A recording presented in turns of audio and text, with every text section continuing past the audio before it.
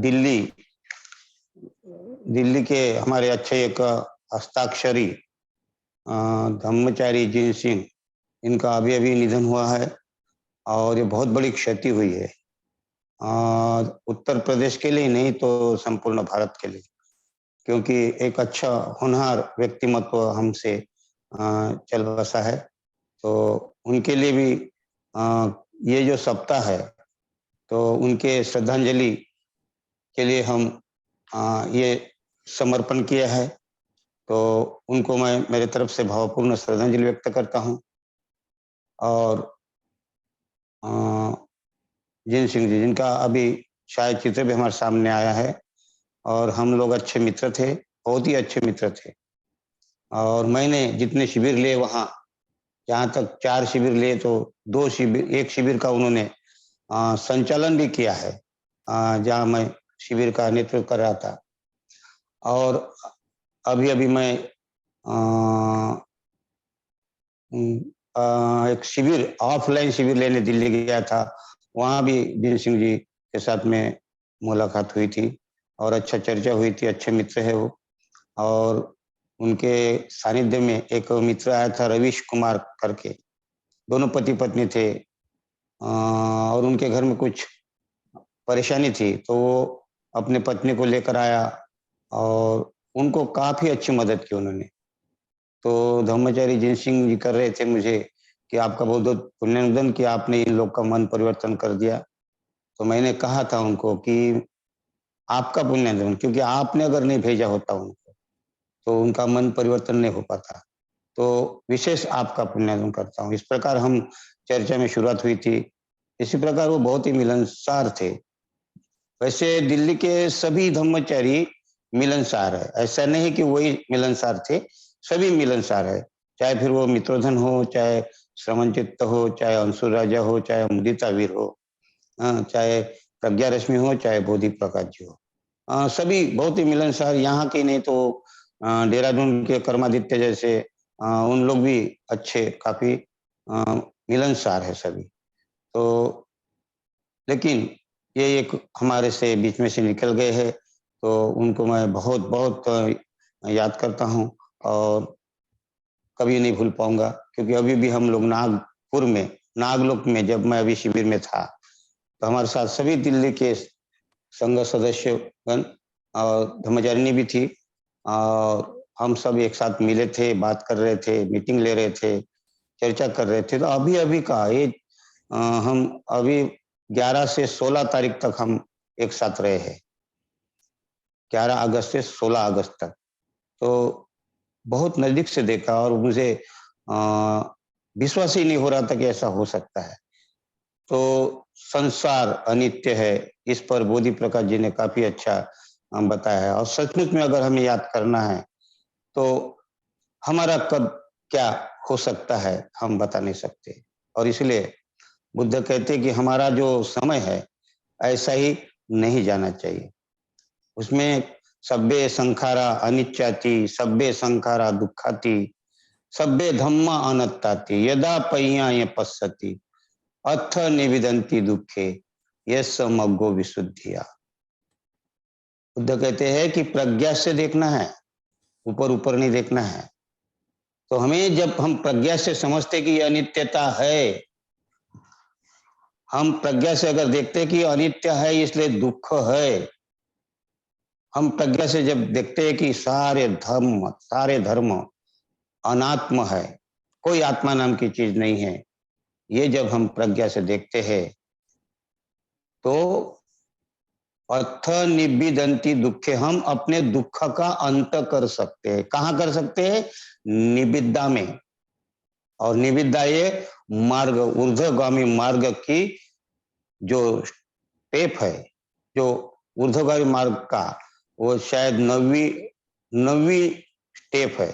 अर्थात यहाँ से दुख से अगर शुरू किया, दुख, दुख के बाद श्रद्धा, श्रद्धा के बाद आनंद, आनंद के बाद में प्रीति, प्रीति के बाद में प्रशब्दी, प्रशब्दी के बाद में सुख, सुख के बाद में समाधि, समाधि बाद में यथाभूत दर्शन, यथाभूत दर्शन के बाद में निविद्दा।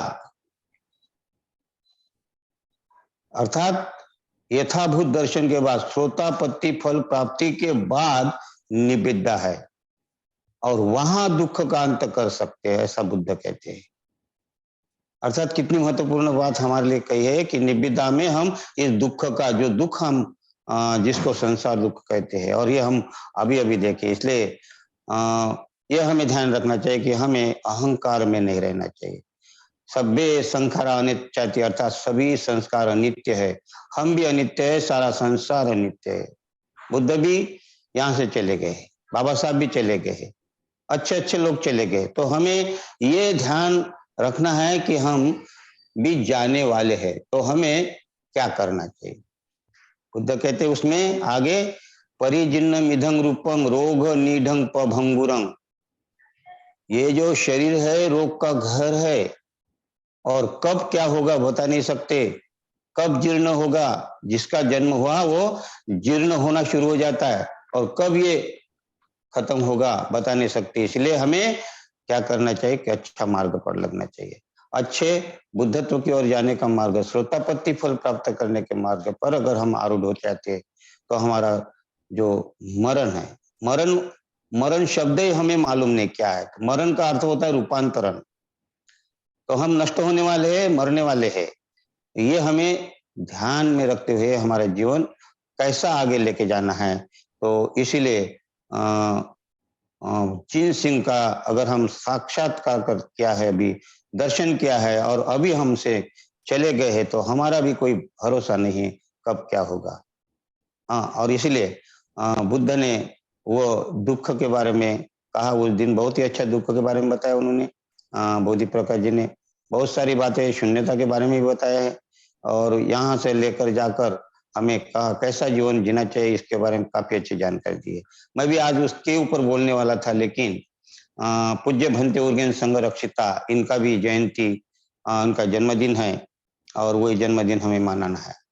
तो मैं अपने अंतकरण से ब्रह्मचारी जैन सिंह इनको श्रद्धांजलि व्यक्त करता हूँ। और आगे आज का जो हमारा जन्मदिन, जो पूज्य भंते उर्गेन संघ रक्षित जी का जन्मदिन है, और लगभग उनको 97 वर्ष हो रहे हैं, 3 वर्ष के बाद 100 वर्ष हो जाएंगे। तो पूज्य भंते उर्गेन संघ रक्षित जी के बारे में क्या कहना है कि ऐसा कहते हैं कि रात के बाद दिन आता है, और दिन के बाद रात आती है, यही सिलसिला होता है। रात के बाद दिन और दिन के बाद रात, यही सिलसिला होता है, और महापुरुषों के बलिदान से हम सब का भला होता है।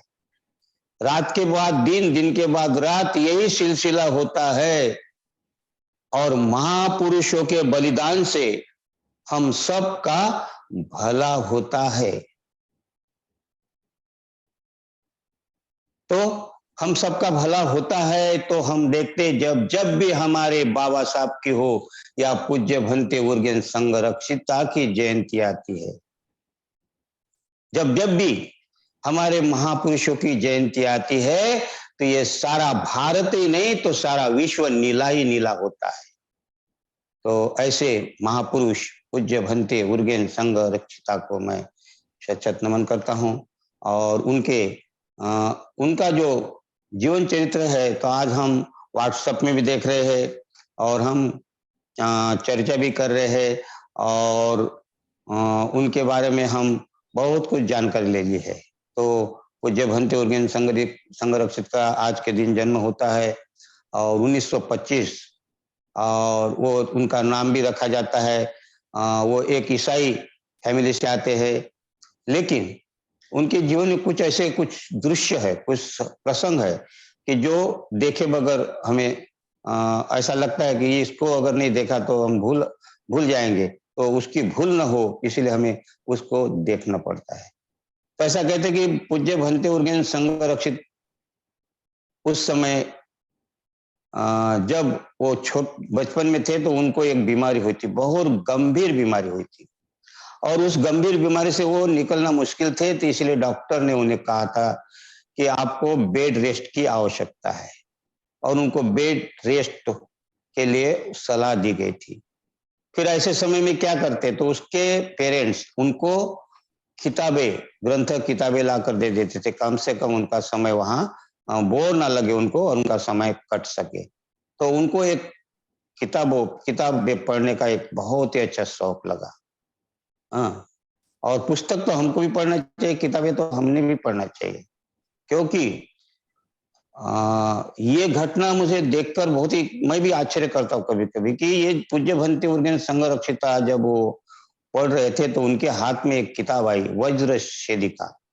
एक बुद्ध धम्म से संबंधित एक 2 किताबें उनको मिली थी, उनमें से वज्र शेदिका है और एक प्लेटफॉर्म सूत्र हुइनेंग का प्लेटफॉर्म सूत्र, उसको हम हृदय सूत्र भी कह सकते हैं।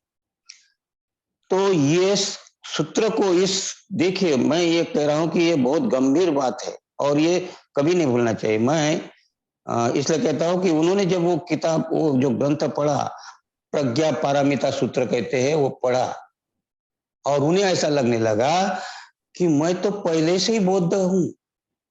और ये बात कितनी बड़ी गंभीर बात है कि हम अगर उसको देखें, वो एक ईसाई एक धर्म से वो बिलोंग करते हैं और वो जब ये पढ़ते हैं पारमिता सूत्र तो उनको एक सम्यक दृष्टि की झलक देखिए। वो किताब पढ़ते पढ़ते उनको झलक, सम्यक दृष्टि हम जिसको कहते हैं, और उनको लगने लगा कि ऐसे ही नहीं लगा सम्यक दृष्टि, अर्थात उनको ये लगने लगा कि मैं बौद्ध ही हूं। अर्थात मैं कई बार इस पर चिंतन करता हूँ, जब जब भी बंते जी की जो बात याद आती है तो इस चिंतन करता हूँ कि मैं 14 वर्ष का था। मैं 14 वर्ष का था, 7वीं में था और 7वीं से मैं शादी लगाता था और पूरी वंदना करता था मैं। ये जो त्रिशरण पंचशील, बुद्ध पूजा, त्रिरत्न वंदना, महामंगल सूत्र, कभी करणीय सूत्र, तो कभी महामंगल गाथा, तो कभी अष्टमंगल गाथा, तो ये शादी लगाता था मैं। और ये सारी गाथाएं मुझे उस समय पाठ थी, क्योंकि मैं त्रिरत्न बौद्ध महासंघ के पहले एक प्रशांत धम्म ज्योति संघ का सदस्य हुआ था। और बच्चों में पढ़ाई जो कर रहे थे मेरे बराबरी के, उनमें से मैं एक ही था कि मुझे किताबों का शौक था पढ़ने का और मैं शादी लगाया करता था। मैं किताबें पढ़ना शुरू कर देता था। बोधि प्रकाश तो क्या हो गया? बहुत ही प्रेरणादायक। हेलो, हाँ। तो वो जो उस समय जब मैं पढ़ता था तो मैं वंदना, त्रिरत्न वंदना से लेकर सभी, और मैं शादी लगाया था लोगों को। इतने उस समय का समय और आज का समय अलग है। आजकल तो लोग 5 मिनट में शादी लगाना करके कहते हैं, लेकिन उस समय के लोग 1967, 67, 66, 60 से लेकर 70 तक के लोग जो थे, उस समय का जो दशक था, उस समय लोग इतने प्रभावित थे कि बुद्ध धर्म की वंदना, शादी जब तक वो पूरा वंदना पूजा पाठ नहीं होता, कोई खाना नहीं खाते थे, कोई बातचीत नहीं करते थे, शांति रहती थी और उनको ऐसा लगता है सुनते रहो, और हमें भी बड़ा आनंद रहता था सुनाने के लिए। हाँ, लेकिन मैं ये क्यों कह रहा हूं कि मैं उस समय से पढ़ाई करता था, किताब पढ़ता था। वो कहते हैं ना, अंधों में काना राजा। तो उस समय मैं ग्रंथ वाचन करके लोगों को बताया करता था, लेकिन इतना होने के बाद भी मुझे सम्यक दृष्टि की झलक नहीं मिली। मैं 14 वर्ष से था, तब से मैं पढ़ाई कर रहा हूं। कितने सारे किताबें पढ़े होंगे आज तक, और मेरे समान कितने लोगों ने ऐसे विद्वान लोग पढ़े होंगे, लेकिन पूज्य भंते उर्गेन संघ को मैं जब देखता हूं तो उनको वो सूत्र पढ़कर उनके सम्यक दृष्टि की झलक निर्माण हो गई कि मैं बौद्ध हूं। और ये बड़ी गंभीर बात है और ये हमारे लिए कितना चैलेंज की बात है कि हम इतने सालों साल पढ़ रहे हैं, कब से पढ़ रहे हैं, लेकिन हमें क्यों झलक नहीं आती? मुझे क्यों नहीं आती? आपको क्यों नहीं आती? क्योंकि हम उसके ऊपर से चिंतन ही नहीं करते। हमारा चिंतन कहीं ना कहीं फेल हो जाता है। हम उसको अंदर जाने ही नहीं देते बातों को। और इसी कारण हमें कितना ही पढ़े हम किताबें, तो ये ऊपरी तौर पर हमारे बुद्धि के तौर पर हम पढ़ते हैं। अंदर अंतःकरण तक छू जाए इस प्रकार का हम उसका कुछ तो कुछ हमें चोट पहुंच जाए। बाबा साहब ने भी, केलुस्कर गुरु जी ने उनको एक बुद्ध के ऊपर, जीवनी के ऊपर एक ग्रंथ भेंट किया था। और बाबा साहब को भी ऐसे लगने लगा कि ये सत्य है, बुद्ध का जो धम्म ये सत्य है। और वहां से उनके मन में बुद्ध के प्रति लगन निर्माण हो गई। बाबा साहब के बाबा साहब के साथ साथ अगर एक आधुनिक ये बोधिसत्व थे, और इनके साथ साथ एक जो हम नाम लेते हैं उनका महामहिम महामहिम राष्ट्रपिता ज्योतिबाजी फुले, इन्होंने तो 1000 पेज का बुद्ध चरित्र पर ग्रंथ लिखा, लेकिन वो पूरा नहीं कर पाए तो अपने मित्र को कह दिया कि मैं नहीं रह पाऊंगा, आप इसको पूर्ण करना। उनको भी बुद्ध के प्रति इतना लगाव लगा था, और उन्होंने सारे अपना जीवन बुद्ध धर्म के लिए समर्पित किया था, और उनका जीवन हम देखते हैं। ऐसे ही बाबा साहब ने उनको गुरु नहीं माना। तो ये जो बातें हैं हम देखते हैं, तो संरक्षित जी का मुझे खूब ऐसा लगता है कि ये जो पहली घटना बड़ी महत्वपूर्ण लगती है कि उनको प्लेटफॉर्म सूत्र, हमें मालूम है ओम नमो भगवताय, है ना, ऐसा कहते हैं हम लोग, लेकिन उसका अर्थ ही नहीं मालूम। ये ओम कहाँ से आ गया, किधर से आया, इसमें हम भटके रहते हैं, आगे जाते ही नहीं तो आगे क्या क्या कहा है, और हम चिंतन नहीं करते। तो हमें चिंतन करना चाहिए, और चिंतन ये करना चाहिए कि पूज्य भंते उर्गेन संरक्षिता के समान अगर हम चिंतन करते तो निश्चित हमें सम्यक दृष्टि की झलक निर्माण हो सकती है। और ये बात मुझे बहुत ही अच्छी लगी। उसके बाद में जब वो उसके बाद ठीक हो गए, देखिए बड़ी अच्छी बात, दूसरी एक बात और भी गंभीर बात ये है, बहुत देखने लायक, चिंतन के लायक है, कि उनको बेड रेस्ट दिया था, और उनको कोई भी अगर उनको ऐसी आघात वाली बात, कुछ भी ऐसी बात हुई तो उनको कुछ भी हो सकता है, इतना उन्होंने, डॉक्टर ने उनको संभालने के लिए कहा था अपने बच्चे के लिए, मतलब अपने भंते जी को। लेकिन भंते जी ऐसे ऐसे गंभीर बीमारी से भी बाहर निकल गए और 93 वर्ष तक जीते रहे। ये किसका प्रभाव है, हम समझ नहीं सकते कुछ कुछ बातें। ये जीवनदान एक ब्याज के समान उनको, और उनके बाद में वो सम्यक उनको जो झलक मिली थी कि मैं बौद्ध हूं, और देखिए क्या होता है आगे चलकर, उनको भारत में आने का मौका मिलता है, और भारत में आकर फिर उनको मुक्त भी किया जाता है कि जिनको जाना है जा सकते जो भी। तो ये जो भंते जी है, उन्होंने अपना पासपोर्ट फाड़ दिया। ऐसा कहते कि उनको फ्री होने के बाद जा सकते अपने देश में वापस, लेकिन उनको लगा कि नहीं, मुझे यहीं रहना है, और उन्होंने अपना पासपोर्ट, क्या हिम्मत, क्या हम देख सकते हैं, कितनी बड़ी बात है। एक अंग्रेजी आदमी जिसको रहने का ठिकाना नहीं, कहाँ रहेगा, क्या करेगा, और उन्होंने कहा कि नहीं, मैं यहीं रहूंगा, और ये पासपोर्ट फाड़कर वो वहीं रहने लगे, एक अपने मित्र के साथ संन्यास लिया। और क्या, इतना ही नहीं, वो ढूंढते रहे सत्य, सत्य को ढूंढते रहे वो। आपको मालूम होगा सिद्धार्थ गौतम जब घर के बाहर निकलते गृह त्याग में, तो वो सत्य की खोज में कहां कहां गुरु खोजते रहते अपने, और कितने गुरु खोजे उन्होंने, जितने गुरु खोजे होंगे हमें तो मालूम है कि आलार कलाम हो, उद्दकराम पुत्र हो, उसके पहले ही बहुत है। हाँ, पहले अगर देखा जाएंगे तो एक पद्मा नाम की सन्यासिनी के पास गए, उनके पहले सखी नाम के सन्यासिनी के पास गए सीखे, लेकिन वहां भी उनको कुछ नहीं मिला। फिर जाते जाते जाते जाते फिर उनको रेवत नाम के सन्यासी मिले। इस प्रकार के उन्होंने 5-6 धर्म गुरु को कोशिश की सीखने की, लेकिन उनका समाधान नहीं खोजते रहे। पूज्य भंते उर्गेन संरक्षिता भी यहाँ उस सिद्धार्थ गौतम की तरह, देखिए वो एक गौतम की तरह ये भी यहाँ खोज रहे थे, संन्यास लिया। हाँ, संन्यास लिया, लेकिन खोज थी उनकी कि कहाँ मुझे सत्य मिलेगा। और ऐसे ही में उनको सत्य मिलने का समय आया कि उनको इतना बुखार था, इतना ताप से वो बुखार से इतने तड़प रहे थे, लेकिन ऐसे समय में उनको समाचार आया कि आपको अगर दीक्षा लेना है तो वहां जाना पड़ेगा, जहां से कितने तो भी योजन है, सारनाथ से बुद्ध गया का अगर अंतर देखा तो इतने दूर उनको जाना था। हाँ, तो वहां जाकर उन्होंने वहां जो भंते उबाखिन चंद्रमणि से दीक्षा लेने के लिए वहां तक गए थे।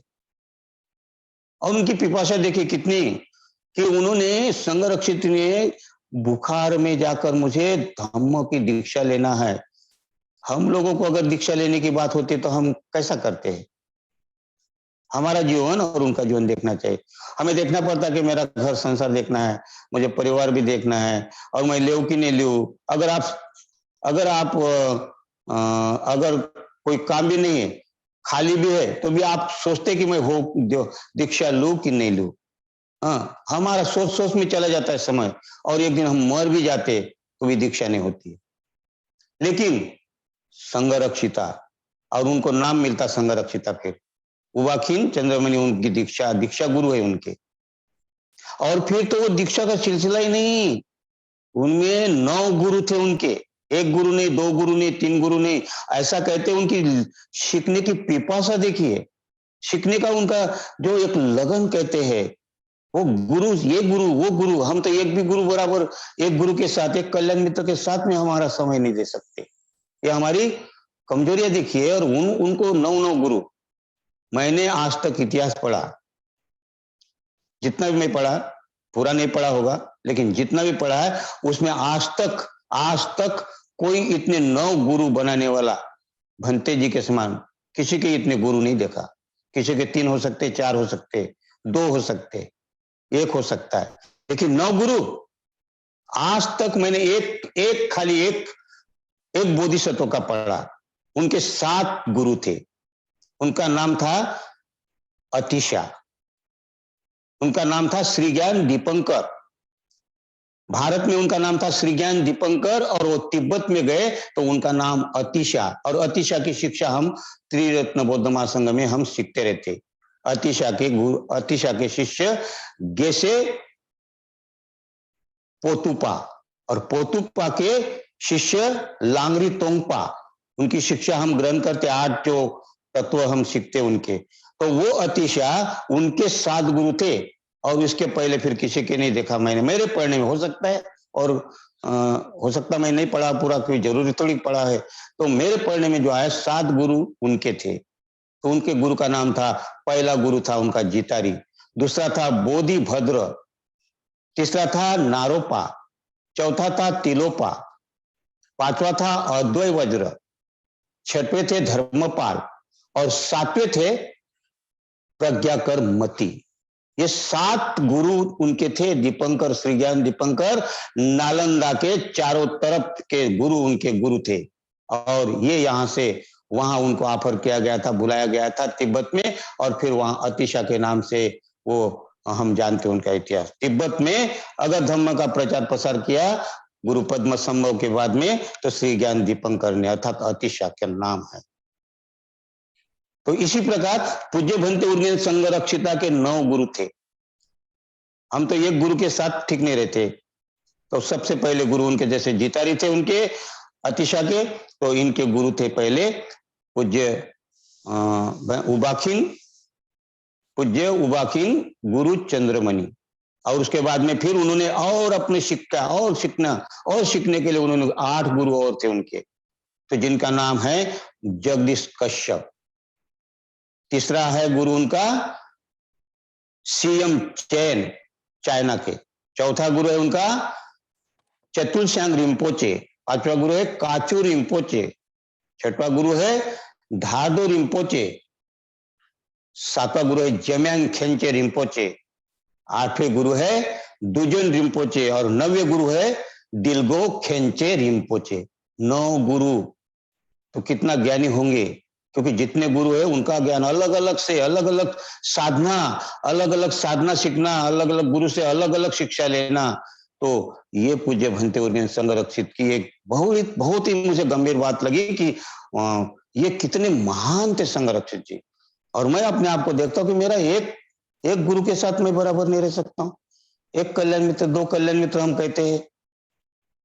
तो हमें कल्याण मित्रता अगर दृढ़ करना है तो हमें अपने कल्याण मित्रता बढ़ाना चाहिए। एक गुरु ने, एक कल्याण मित्र, दो कल्याण मित्र, ऐसे कल्याण मित्र हमें, जो हमारा विकास अगर करना है, तभी तो पूज्य भंते उर्गेन संगरक्षित को हम बोधिसत्व कहते हैं ना।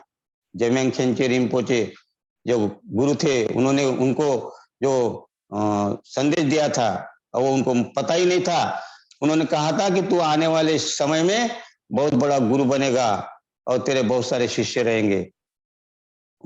भंते भी भूल गए थे, लेकिन जब वो धम्मचारी जो संघ निर्माण किया और धम्मचारी के रूप में शिष्य निर्माण हुए, तब उन्हें पता चला उनका कि उन्होंने मुझे कहा था। ऐसे ही नहीं होती, बहुत बहुत बहुत मेहनत करनी पड़ती। तो गंभीरता यह है कि पूज्य भंते उर्गेन संघ रक्षिता के जीवन में अगर देखते हम, तो ये बड़ी बातें महत्वपूर्ण होती है। उसके बाद में अगर देखा जाए तो वो यहाँ भारत में काम करने लगे। वो जो अनागरिक धर्मपाल की जो उन्होंने जो एक Buddhist society of India Calcutta में जो उनका शुरू था, निर्माण की थी, उसमें पूज्य भंते उर्गेन संघ रक्षिता उसमें संपादक रह चुके हैं। और जब बाबा साहब ने लिखा हुआ लेख उनके पास गया हुआ, बुद्ध और उनका धम्म का भवितव्य, बुद्ध और उनके धम्म का भविष्य, ये जब लेख पढ़ा तो बाबा साहब के प्रति उनका आकर्षण बढ़ा और उन्हें लगा कि बाबा साहब ऐसे मामूली नहीं, बहुत बड़े विद्वान हैं। फिर उनके साथ में पत्र का व्यवहार हुआ, पत्र व्यवहार के बाद में फिर मुलाकातें हुई और फिर उनकी नजदीकी बढ़ी। और इस प्रकार वो देखिए कहाँ सहयोग, किधर से किधर बाबा साहब के साथ मिलन। और उसके बाद में बाबा साहब तो कहते थे कि आप मुझे दीक्षा दीजिए, लेकिन भंते जी ने कहा कि नहीं, मेरे गुरु है और हम दोनों गुरु भाई बनेंगे।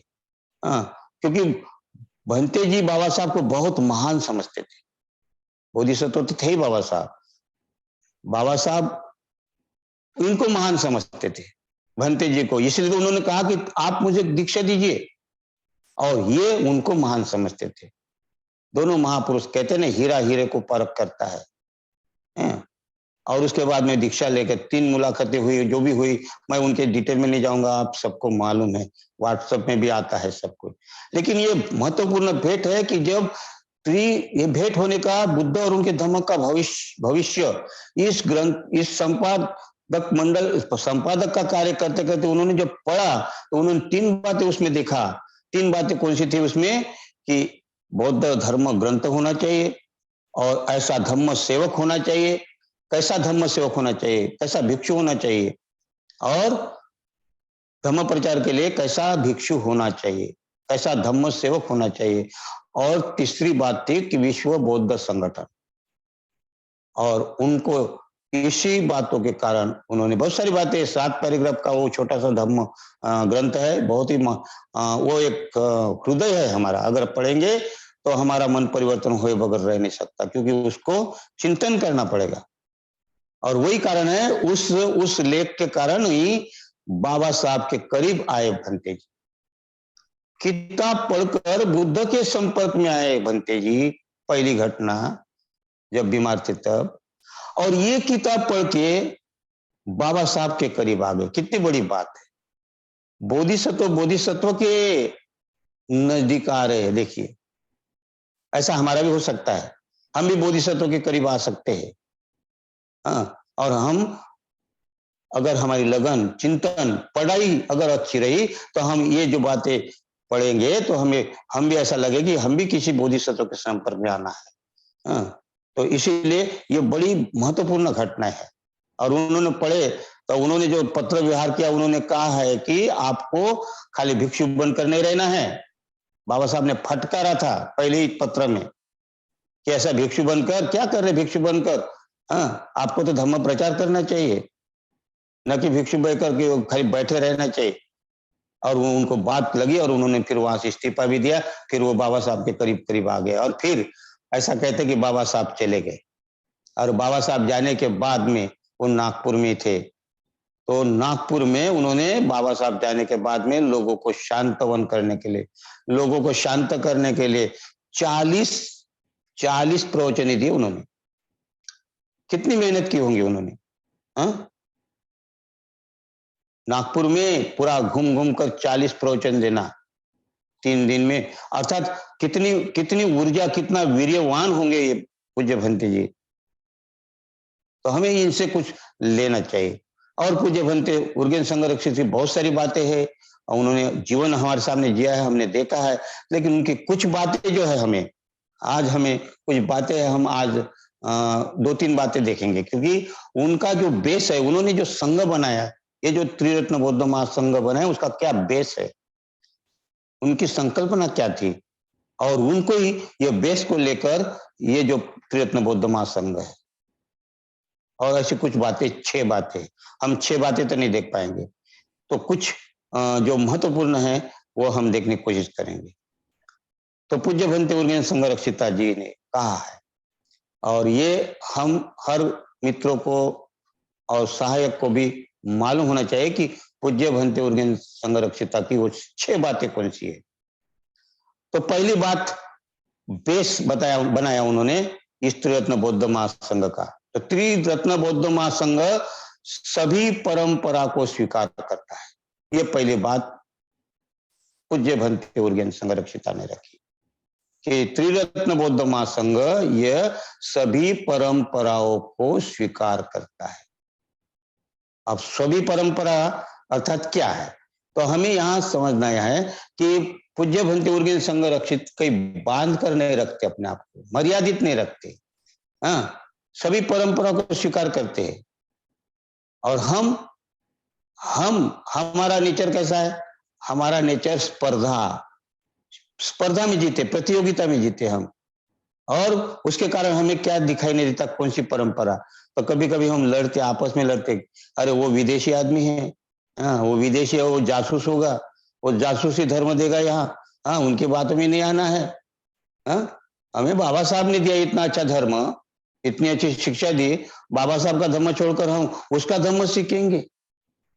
हाँ, तो ये हमारे में क्या है कि एक हम तो करते नहीं, लेकिन हम क्या करते, और हम अपने आप को नीचे की तरफ दुख की तरफ ले जाते हैं।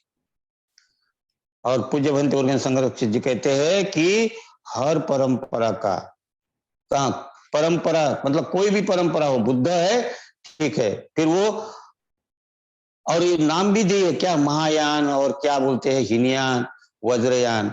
हाँ, तो बहुत से लोगों को यहाँ थोड़ी सी परहेज है कि ये वज्रयान नहीं चाहिए, और ये हीनयान नहीं चाहिए, और ये महायान नहीं चाहिए। लेकिन ये हीनयान शब्द मैंने क्या है ये भी मालूम नहीं है। हीनयान का अर्थ होता है छोटा। पहले क्या, हीन माने छोटा, महा माने बड़ा, बड़ा और छोटा। अर्थात 2 भाई रहते हैं, तो एक को हम छोटा कहते हैं, एक को बड़ा कहते हैं। तो इसी प्रकार ये शब्द उन लोगों ने निकाले, फिर कालांतर में वो शब्द हीन माने नीच शब्द में गिना गया। लेकिन उस समय भी ये हीन शब्द नहीं था, और महायान भी शब्द नहीं था। जरा हम हिस्ट्री पढ़ेंगे तो हमें बौद्ध के नाते पढ़ना चाहिए, और जब तक हम पढ़ेंगे नहीं तो हमें पता नहीं चलेगा, तो फिर महायान अच्छा नहीं, हीनयान अच्छा नहीं। तो उस समय क्या कहते थे, स्थविरवादी कहते थे। स्थविरवाद अर्थात उसको बाद में उन लोगों ने हीनयान कह दिया, लेकिन स्थविरवाद और दूसरा शब्द उनको दिया है श्रावक यान। श्रावक यान कहा गया उसको, स्थविरवाद को श्रावक यान कहा गया। फिर बाद में उनके और भी बात, सर्वस्तिवाद वगैरह आता है उसमें, स्वतांत्रिकवाद, वो उसके बाद में हम जाएंगे नहीं। लेकिन हमें स्थविरवाद माने श्रावक यान, और दूसरा महायान। महायान का मतलब बड़ा यान नहीं होता, और बोलने के लिए श्रेष्ठ यान कह सकते, श्रेष्ठ यान, तो श्रेष्ठ है तो ये कनिष्ठ हो जाता ना। तो ये बोल भाषा में हमें फर्क है। तो महा का अर्थ होता है शून्य, शून्य यान, अर्थात जो निर्वाण के तरफ जाने वाला यान है उसको शून्य यान, महायान कहा गया। लेकिन हमें मालूम नहीं होने के बाद हम शब्द में उलझ जाते हैं एक दूसरे के पद तरफ, और हम लोग छिनातची करते हैं, एक दूसरे को क्या कहते हैं, छोटा समझते हैं, नीचे गिराने की कोशिश करते हैं, प्रतिस्पर्धा में रहते हैं, स्पर्धा में रहते हैं। तो ये पहले महासंगिक कहा जाता था, महायान जिसको कहते हैं उसको महासंगिक कहा जाता था, और इसको स्थवीर कहा जाता, स्थवीरवादी।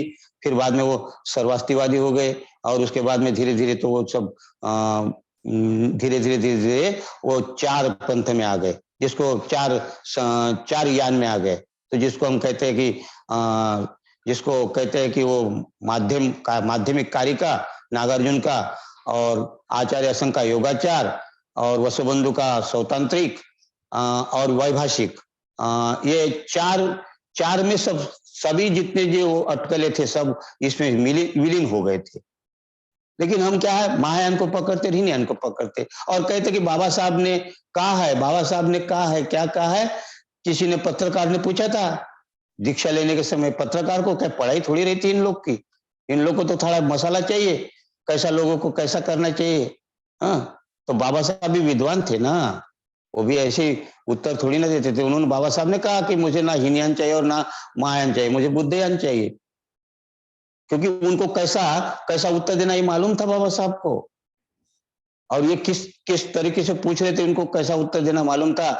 लेकिन बाबा साहब का बुद्ध और उनका धम्म अगर आप पढ़ेंगे तो उस ग्रंथ में, बुद्ध एंड इस धम्म में वज्रयान की भी शिक्षा है, महायान की भी शिक्षा है, और श्रावक यान की भी शिक्षा है, तीनों यान की शिक्षा है। लेकिन जब हम पढ़ेंगे तब, लेकिन हम पढ़ते नहीं, हमारे लोग पढ़ते नहीं, और ऊपर ऊपर से क्या कहते हैं कि ये हीनयानी है, क्या कहते हैं कि ये महायानी है।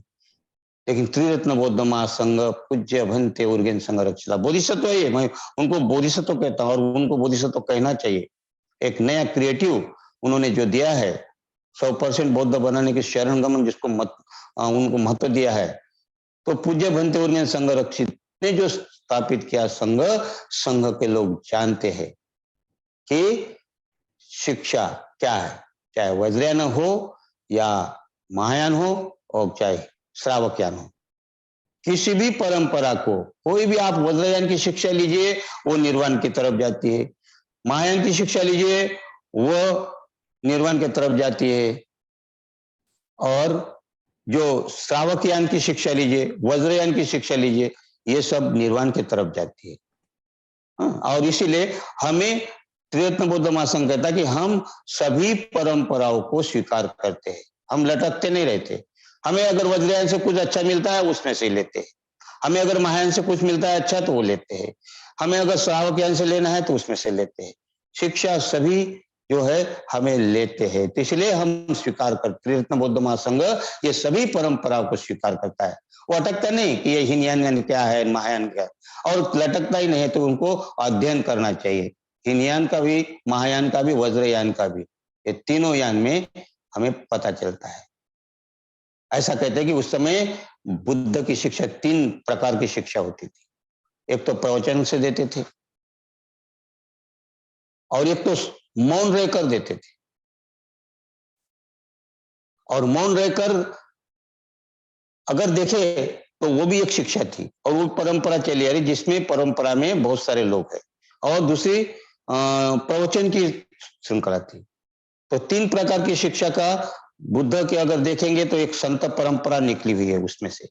एक जो परंपरा निकले उनको कहते हैं बोधिसत्व, और एक बुद्ध की, बुद्ध के प्रवचन सुनकर, तो जिसको हम कहते हैं कि इस शिक्षा से, कोई भी शिक्षा से, तीनों शिक्षा में से कोई भी शिक्षा हो, आपका विकास होना चाहिए, ये उसका महत्वपूर्ण है।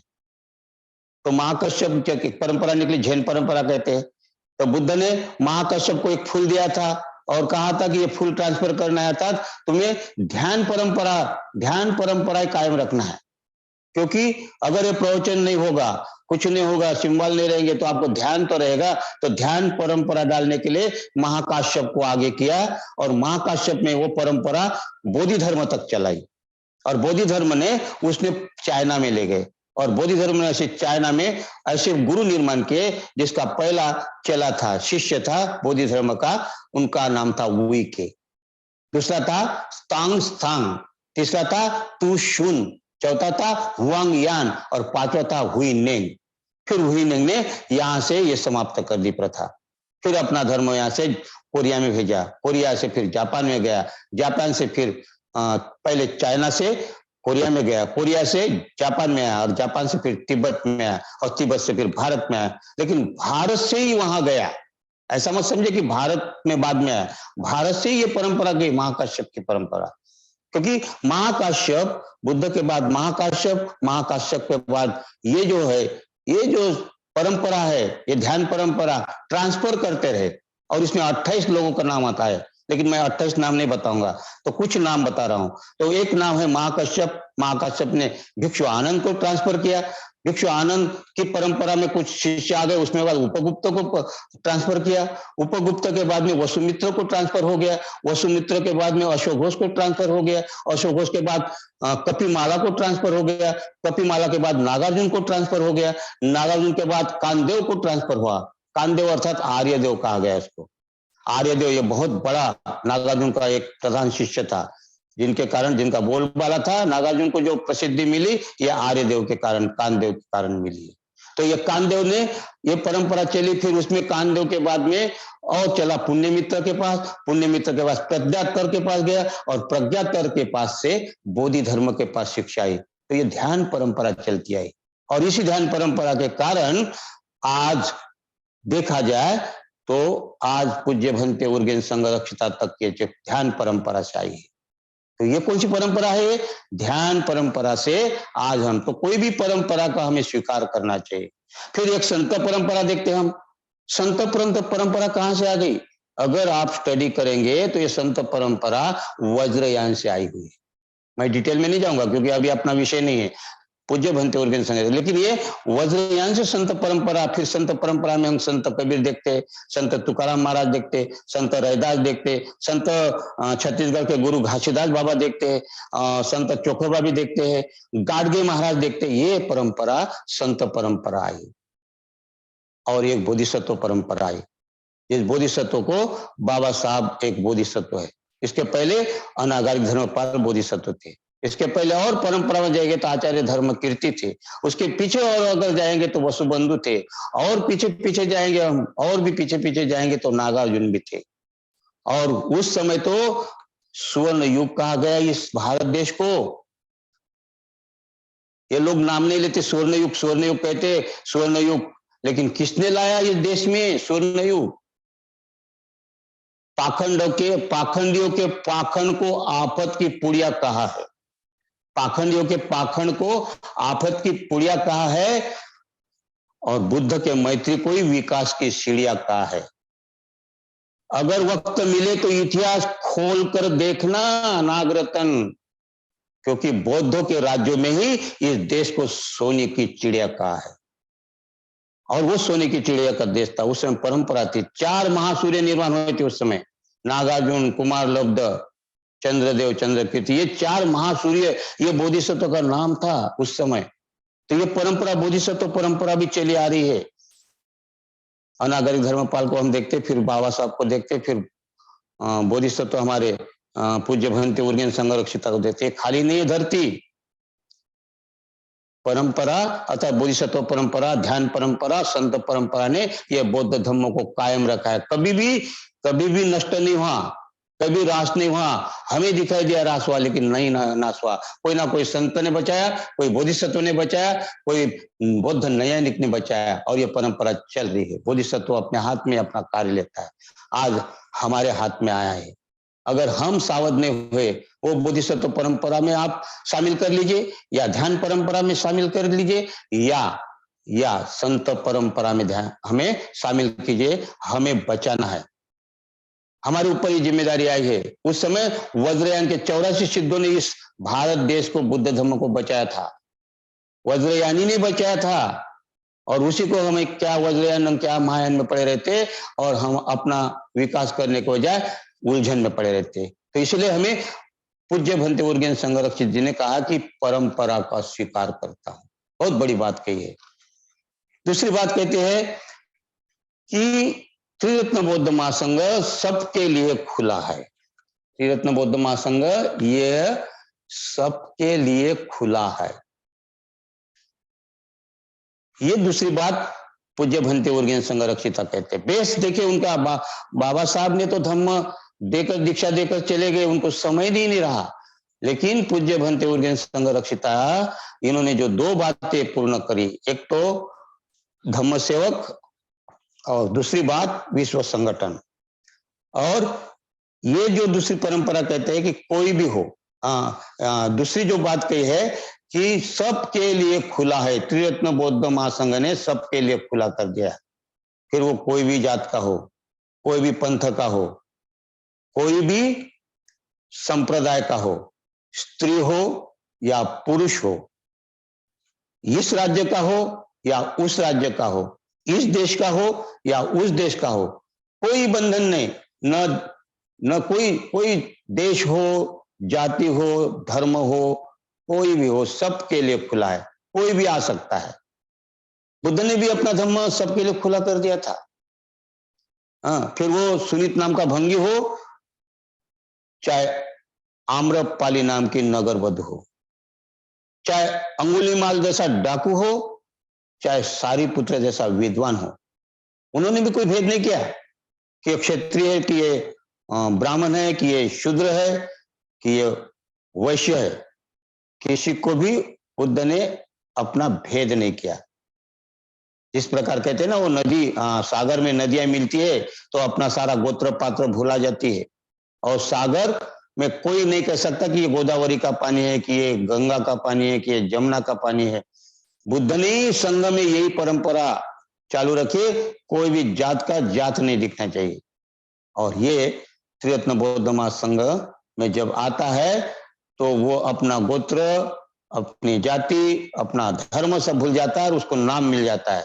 जैसा मुझे नाम मिला है नागरत्न, जैसा और लोगों को नाम बोधि प्रकाश, प्रज्ञा रश्मि, इनसे कोई जाति दिखाई देती है? इसे कोई धर्म दिखाई देता है? इसमें कोई छोटा या बड़ा दिखाई देता है? तो सबके लिए खुला है। लेकिन फिर भी हम क्या करते हैं कि वो जाति के पीछे जाते हैं और उसमें हम बर्बाद हो जाते हैं। तो पूज्य भंते संरक्षिता ने वो सब निकाल दिया। नहीं, 32वां श्लोक बाबा साहब ने कहा था कि 32वां श्लोक, आपने 32वां श्लोक अगर पढ़ा होगा तो 32वां श्लोक क्या कहता है मनुस्मृति का, कि इनके नाम से उनकी जाति पता चलना चाहिए, इनके पहराव से, उनके पोशाक से इनकी जाति पता चलनी चाहिए। और इसीलिए बाबा साहब ने वो 32 श्लोक पर ही जला डाला।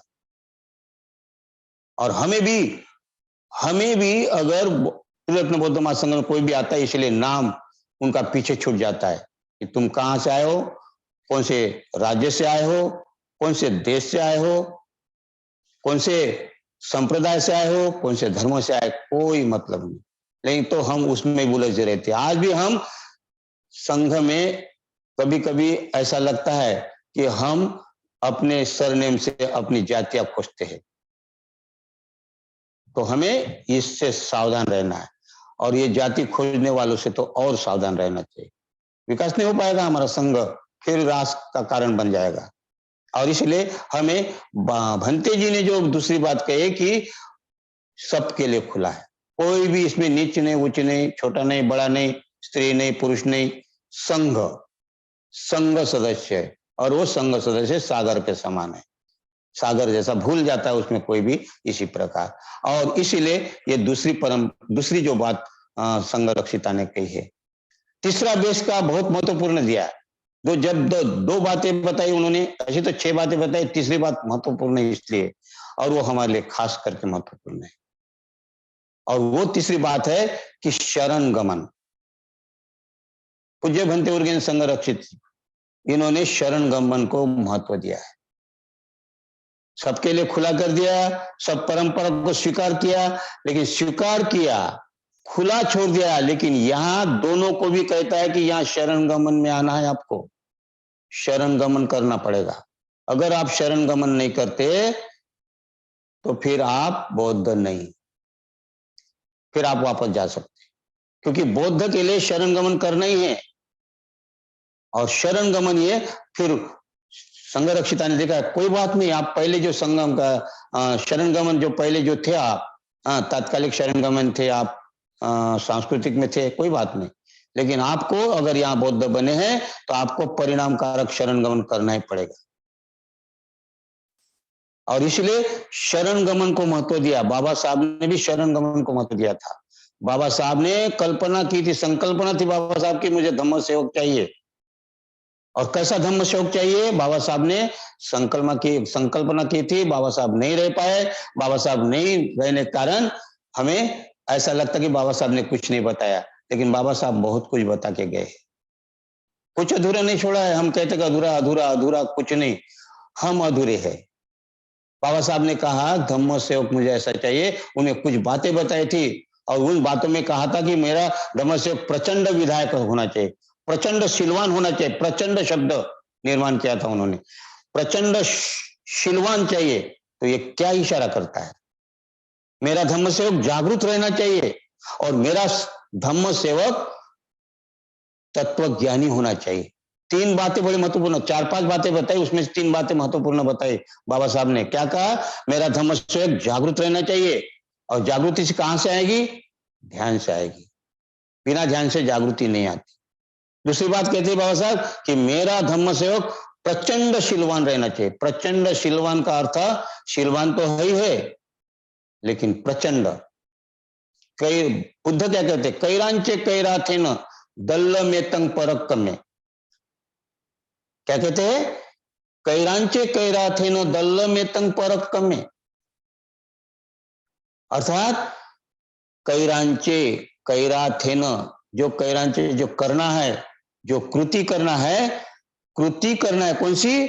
दल्ल में तंग। दल्ल माने दृढ़ निश्चय करना है, अधिष्ठान करना है, सम्यक संकल्प करना है, कमिटमेंट करना है। क्या? दल्ल में तंग का मतलब, दल्ल माने दृढ़ संकल्प करना है, और मेत्त माने मैत्रीपूर्ण। शब्द देखिए, बुद्ध के शब्द देखिए कितने मजबूत है, कितने गंभीर है कि कैसा चाहिए? कैरांचे कैराथे न, जब आप दीक्षा लिए हो, जब आप बौद्ध बने हो, जब आप श्रामणेर बने हो, जब आप भिक्षु बने हो, तो अलग अलग उपासक की दीक्षा तो उपासक के लिए त्याग करना है।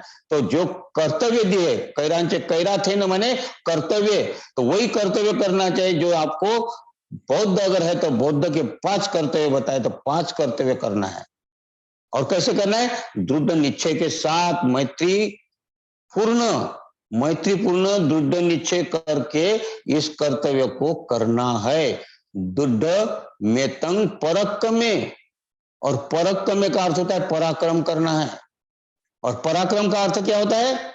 पराक्रम माने, ये शब्द बहुत ही अभी छोटा कर दिए लोगों ने। पराक्रम उस समय शब्द था कि जो अपने आप के ऊपर पराक्रम करता है, अपने अकुशल को निकालने के लिए पराक्रम करता है। हाँ, ओ पराक्रम मतलब अपने अकुशल, जो जो अपने अंदर विकार है वो निकालने के लिए जो पराक्रम करता है, उसको पराक्रम शब्द आया था। बुद्ध ने ये शब्द, पराक्रम पाली का शब्द है, लेकिन हम पराक्रम कहाँ करते हैं? अगर हमें पराक्रम देखना है तो हमारे घर में पराक्रम करते हैं। पति पत्नी में पराक्रम देखने को मिलता है, एक दूसरे के लड़ते रहते। वही देखा देखी बच्चे पराक्रम करना शुरू करते हैं। फिर वो समाज में पराक्रम करते हैं कि मेरे को कुर्सी चाहिए, मुझे को अध्यक्ष पद चाहिए, मुझे सचिव बनना चाहिए, इसलिए हम पराक्रम करते हैं। फिर धर्म के क्षेत्र में भी जाकर पराक्रम करते हैं, तो धर्म के नाम से मर्डर तक हो जाते हैं। तो ये पराक्रम हमारा कहाँ जा रहा है? और बुद्ध कहते कि पराक्रम वहां दिखाना है जहां अपने अंदर विकार है।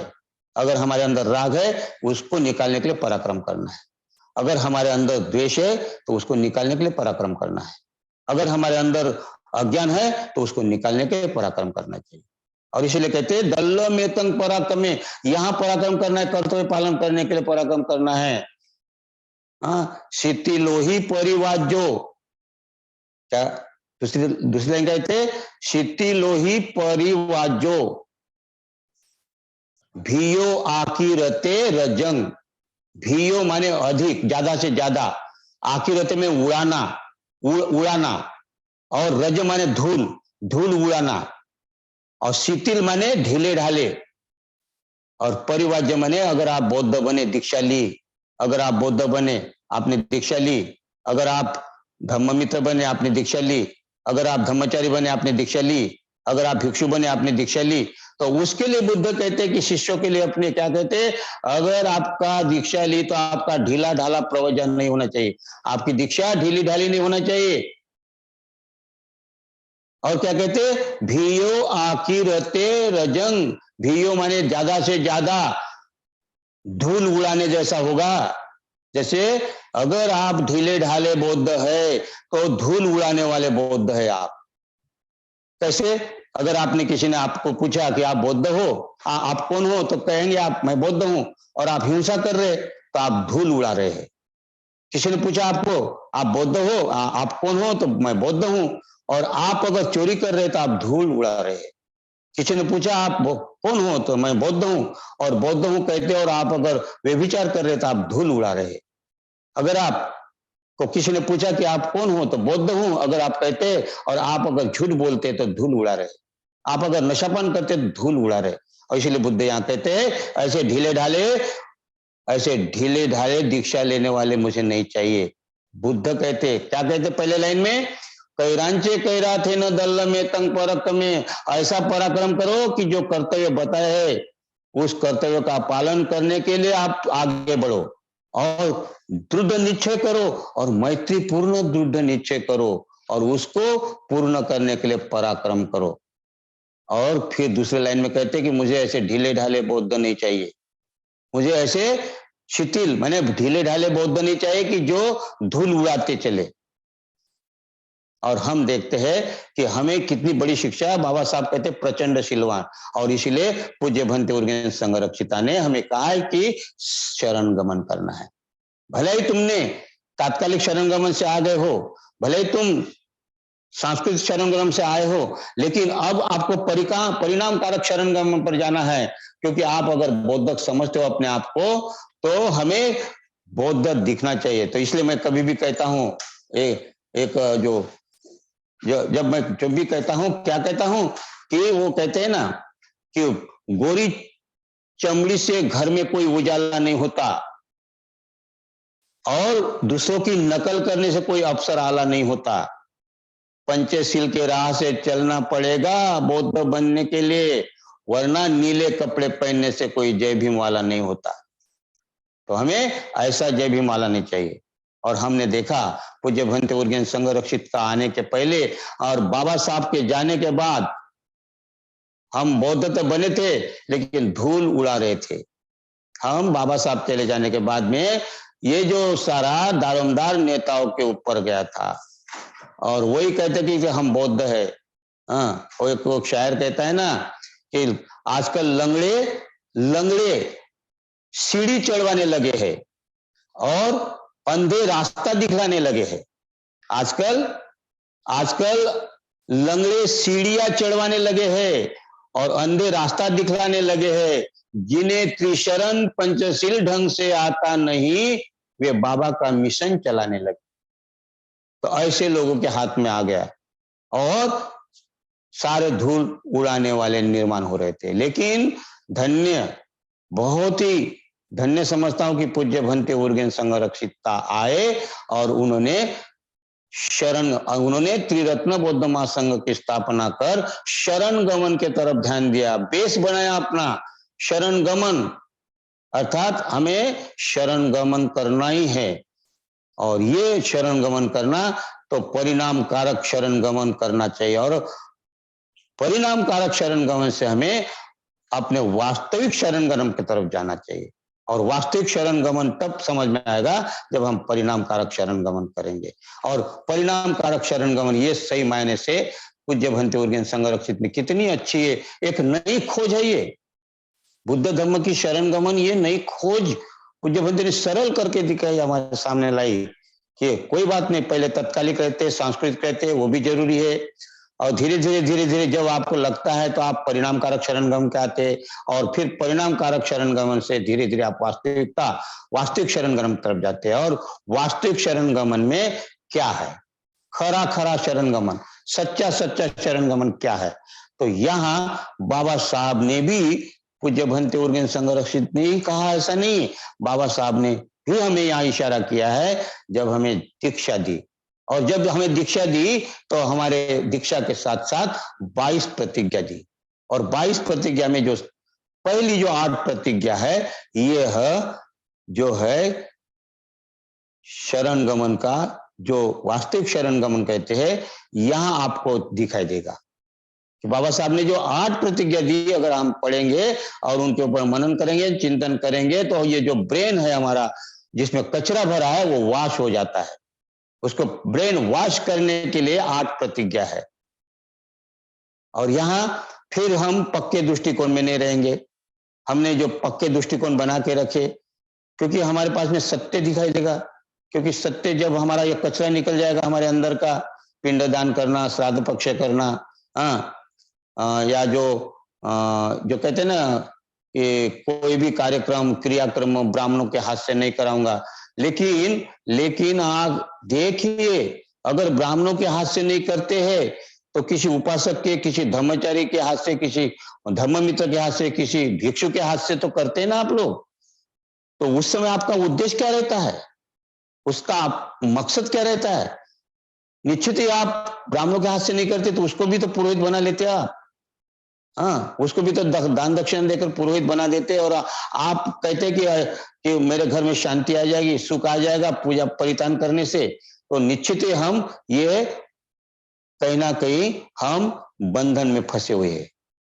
और ये बंधन कर्मकांड का बंधन, जो कहते कर्मकांड का बंधन, शील व्रत परामर्श जिसको कहते कर्मकांड, यानी परितान पाठ भी अगर बिना सोचे समझे करते हैं तो हम कर्मकांड में जाते हैं। हमारा उद्देश्य हमारे सामने अगर सही है तो निश्चित ही हम बंधन से मुक्त हो सकते हैं।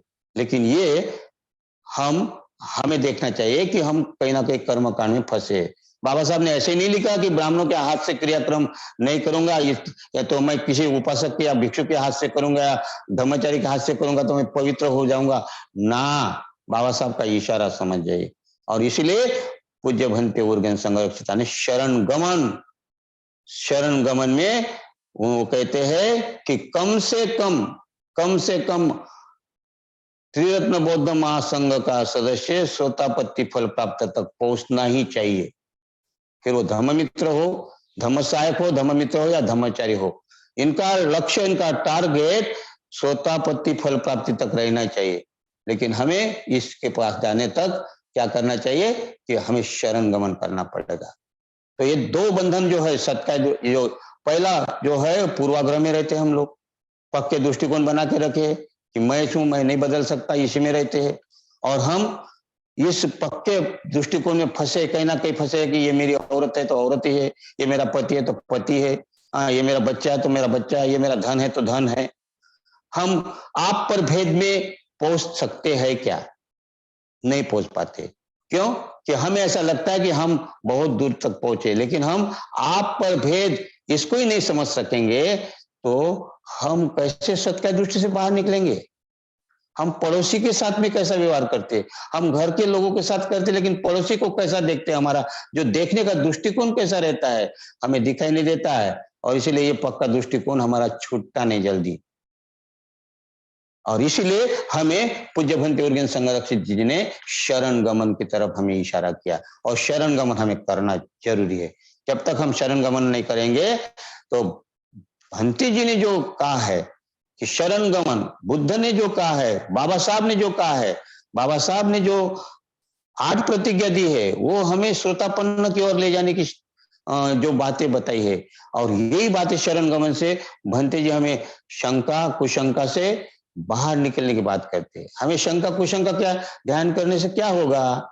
हमें क्या बुद्ध बनना है? हमें क्या बाबा साहब बनना है? क्या हमें भंते संरक्षित बनना है? धम्म वर्ग में आओ, धम्म वर्ग में आओ, ऐसे कहते हैं हम। तो धम्म वर्ग में हम जाने के लिए क्या कहते हैं? अब वहां जाकर क्या बहुत धर्मचारी बनेंगे क्या? वहां जाकर कोई शिलवान बनेंगे क्या? और फिर वहां वर्ग में जाएंगे तो हमें खाने को कौन देगा? कुछ वहां खाना मिलेगा क्या? पैसा मिलेगा क्या? एक कुछ शंका में रहते हैं हम लोग, और इसीलिए बहानेबाजी करते हैं। और इसीलिए ये बंधन भी बहुत खतरनाक है। ऐसे ही नहीं, ये 3 बंधन बुद्ध ने बताया, हमें लगता होगा। इसीलिए ये बंधन को समझने के लिए हमें क्या करना पड़ेगा? जागृति से शील की तरफ जाना पड़ेगा। और शीलवान जब बन जाएंगे धीरे धीरे, जैसे जैसा पंचशील का आचरण करेंगे तो वो कहते ना, फिर मैं चलता गया और रास्ते मिलते गए, फिर मैं चलता गया और रास्ते मिलते गए, फिर रास्ते के कांटे भी फूल बनकर खिलते गए। ये कोई चमत्कार नहीं, ये कोई जादू नहीं, ये धम्म का प्रभाव है, वरना इसी राह से लाखों लाखों फिसलते गए और उस फिसलने में हमारा भी नाम है क्या, हमें देखना चाहिए, चिंतन करना चाहिए। क्या हम भी उस लाखों लाखों में फिसलने वाले में है क्या, कि हम चलते गए और रास्ते मिलते गए, उस रास्ते में लगे हैं क्या?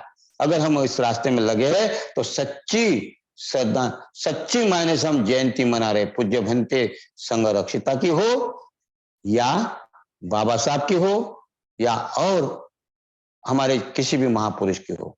और आज की जो जयंती है, महापुरुष में पूज्य भंते उर्गेन संघरक्षिता ने जो हमें एक सही वास्तविक शरण गमन करने का जो रास्ता दिया है, और इसी से हमारा विकास हो सकता है, और कहीं विकास नहीं हो सकता है।